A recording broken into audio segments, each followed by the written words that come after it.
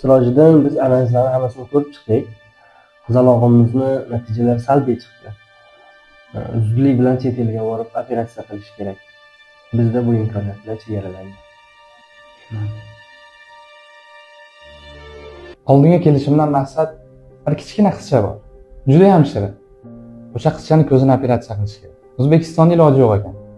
Hindistonda yoki Germaniyada operatsiya qilish kerak. Zudlik bilan. Ozgincha pul yetmayapti. Yordam qilasanmi deb keldim o'ta. Menga qara, sen ham ehsonchi bo'lib ketding-a. Ha, yo'q. To'g'risini ayt. Necha foiz ishlayapsan? 50-50 mi? Yo, biz bemorlarning puliga tegmaymiz o'ta.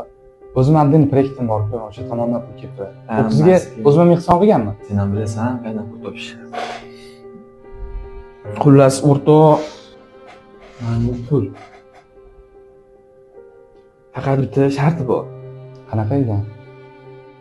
Instagramda bitta akaxonimiz ehson qildilar deb atmetga qilib qo'yasan. Endi bilasan-ku, endi bu yoq reklama, marketing deganda.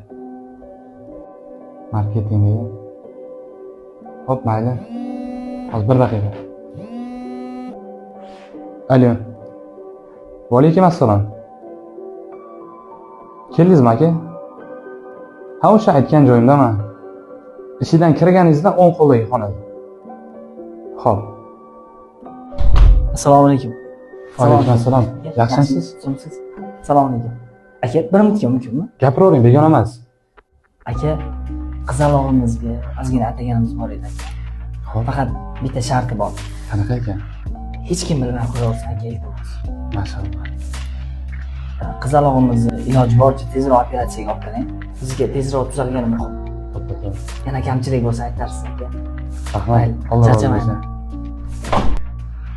O'rtoq, operatsiya uchun kerakli mablag' yig'ildi. Senga katta rahmat. Endi sening sharting keladigan bo'lsak, reklama qilib beraman. Assalomu alaykum aziz yurtdoshlar, podpischilar. Bizni katta biznesmen, tadbirkor do'stimiz qizalog'imiz uchun faqat bitta sharti bor. Bu haqida hech kim bilmay qo'yaversin aka. Maşallah. Rabbi onasi.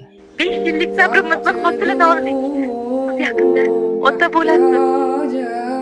Ha, keyin biror joyga chiqib boring. تشكي على نفسي